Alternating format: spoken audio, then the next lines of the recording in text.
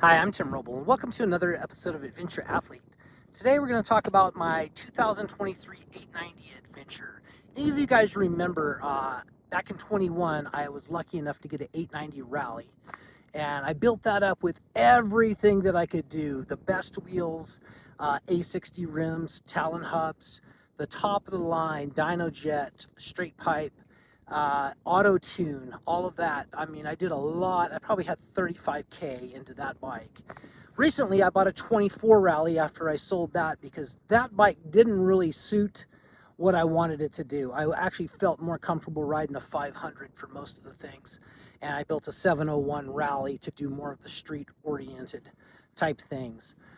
With that, I noticed that I love cruise control, which that 21 did not have because of the auto tune and the tune on it. So I learned a little bit through my 24. I used the quick shift, cruise control. All of that was just in rally mode, of course. All of that was really neat. I couldn't really swing keeping that bike, so I sold it.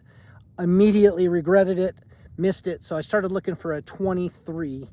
Why I selected a 23 was it does not have the O2 sensor in the cat, so it's easier to convert over.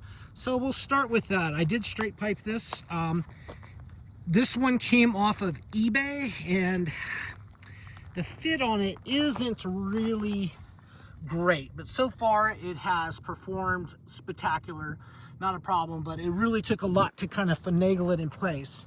What I'm going to recommend is this nice CNC brand, and you can see I have their brand on the pedals. I'm not affiliated with them at all, and I don't know where those pegs were from. I actually had those, but I did their shifting. I did their one finger clutch deal on that. If you haven't done this, that's a cheap, really easy thing to do, and it gives you just a super light clutch pull. But in this build, I just basically wanted to do a very budget-oriented build. I kept the bike pretty much stock. You can see that I did the shifting arm. I noticed that I wanted something closer, and I actually have that adjusted closer. And you might say, good grief, that's so big, but this piece right here is actually an extra piece that comes with it.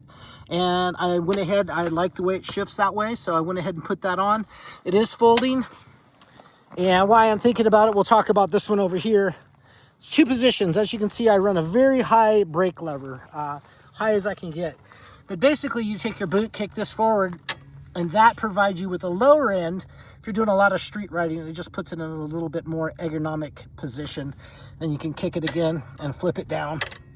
And so that works really cool. If you notice on this bike, I have the Warp 9 Elite wheels on it, and I am running a tubeless system. It is their off-road version of the wheel, and they come complete with a disc, a rotor.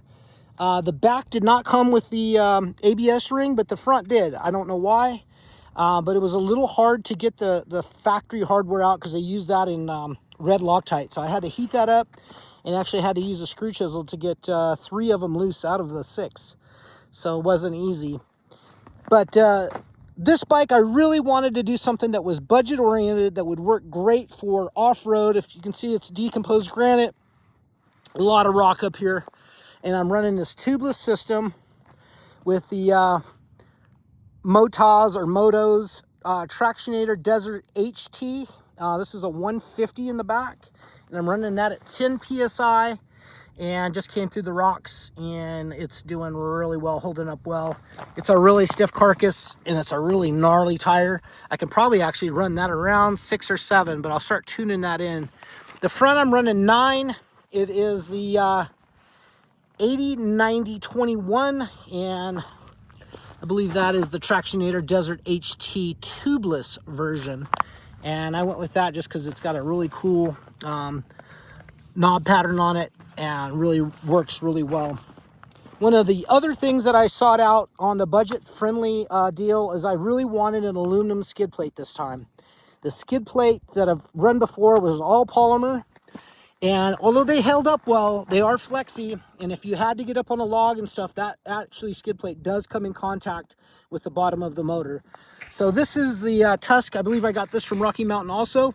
And it's kind of the best of both worlds. So this is aluminum, and then it's got the polymer on it that slides across the rocks. Holds up really well. It's actually quiet in the rocks and sounds really good. Another close-up of the wheels. And if you're not familiar with the tubeless system, this right here would be your low pressure and your rim lock, and this is your high pressure. So high pressure actually expands the inside of this membrane that you put inside on the rim. You mount it first, and then you mount the tire. And so 110, it pushes that out like a dual bead lock, and it keeps the bead on. That's why I'm not worried about lower pressures, but it's still, this tires are so, I'm still breaking them in. And you can see that the little dingles are still on there. And first ride, we worked really well. I noticed on the street immediately that there is less input for tip in, and got to be careful. You know, you got a new tire and it's still slick and it hasn't been in the dirt yet to rub off all of that mold release. So just take your time and work your way, which I did. Got up here, kind of got familiar. This more feels like my 950 Super Enduro that I built.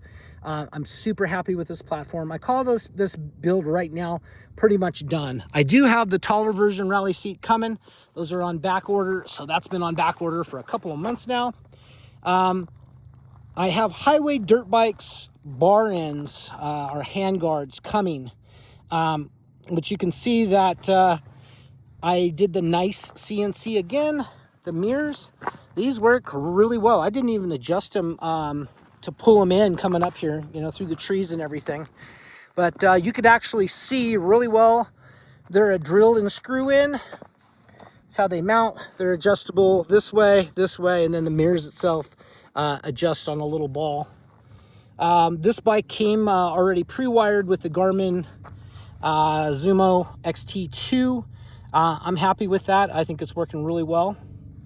One of the things you notice is right over here is a different Brembo master cylinder.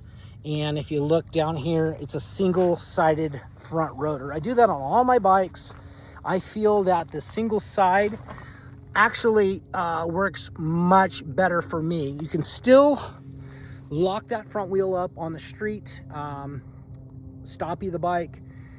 It takes more pressure. So off-road, it's easier to modulate that front brake and keep that thing engaged how exactly you want it. So super happy with that. Why I'm thinking about it also, we're going to go back to the back of the bike. I have mounted different rear turn signals, not because the other ones weren't cool. It's another reason why I wanted a 23. First year of the new graphics, went to LED lights, but I noticed coming back on my last trip that I was missing this light. So I ordered these off of Amazon, and I will leave a link to everything that I bought off of Amazon for this bike. A lot of stuff up here. I have this set up for the 360, DJI 360, so I'll be doing some filming here in the upcoming future, just trying to get this bike tied in. But look at this easy clutch pull. I mean, it's, and my weird little pinky, so if I can get that, I mean, I can even pull that with my pinky. It's so easy and nice to modulate. So basically it kind of takes your engagement and adds a little bit to it. So there's more control throughout the range. They do that by just basically doing a longer arm. You can kind of see it down there tucked. And you could put it in this position if you wanted to, but works out really well. And thing to keep in mind when you put this on, you'll want to take this little deal, put a screwdriver in it, and then turn that counterclockwise as you tighten that down, and that'll give you your clutch return, in case you didn't know that. Other than that, I did some bar risers, and these just came off of Amazon. They were silver. I painted them Rust-Oleum flat black. Matches nice. I had a leftover highway dirt bikes top clamp, and then I pair it with the quad lock. I run my phone, and I do run a charger to the phone as I ride. Other than that, normally I would do a Scott's stabilizer. And now that there's a little bit more tip in on this, I think that would be somewhere I want to go. But I'm trying to really keep this a budget friendly of just what you need to really make it work off-road and on-road. And I feel like I've really attained that. I'm happy with it. I know a lot of you guys don't spend the money on wheels, but I basically left the stock wheels set up. So if I'm going to do a trip that involves a little bit more highway, that's probably a better setup for that. I prefer the tip in and everything on the stock setup and the wider wheel on that. But for off-road, I definitely prefer this, so I can still nurse this thing down. Oh, another thing I'll talk about is I did balance these wheels. I used basically just a little bridge, and I put these little wheel weights on. You can see that one there, basically directly across from where the rim lock is. But you basically put the tire on and let it fall to its heaviest. You go to the top, put a weight on, spin it, and then eventually you'll get it with the different clip-on weights. You'll get it where it doesn't move anymore, no matter what positions it in. I do run slime, about 10 ounces of slime in each wheel. And that actually works as a balancer also. I know that sounds crazy, but that slime will actually find its spots where it needs to, and it's always in movement, but it'll keep the wheel from hopping. It does good on the freeway. Only rode about 4 miles on the freeway to get up here. We're up above Cal State, and this is actually a legal Forest Service road where I came in. You climb about 2,200 feet in altitude from the basin there, but kind of a little hazy day today, but absolutely beautiful. This is the jump off for the paramotors or hang gliders. Lands down at the air park down below. But if you got questions and comments, I got some time on these 890s. That 21 rally was the over-the-top build, and being that I didn't have cruise control, I think cruise control is such a crucial thing. I would have fought with someone years ago on you don't need cruise control on a motorcycle, ride the thing. But it really does save you on the fatigue on the highway. It really does work out well. Quick shift is another thing that just saves you a little fatigue, and you don't worry about any of that. And of course, rally mode on this is absolutely incredible. I actually specifically looked for a motorcycle that already had the tech pack on it. Saved myself, $600 to $800, depending on who the dealer was that would do that. But I think the bike is up and running great. I give it 2 thumbs up. I call it a done product, although products are never really done. But it works well enough to do high-speed off-road travel. I'm happy with it. It doesn't do anything weird. And then it cruises down the highway nice, and allows me to go do some adventure travel. 2 thumbs up on the bike. Questions, comments, hit me up down below. I will leave a link to my Amazon store. If you're still here with me, I appreciate you guys. Thank you so much for watching. I'm Tim Roble, and I'll catch you here next time.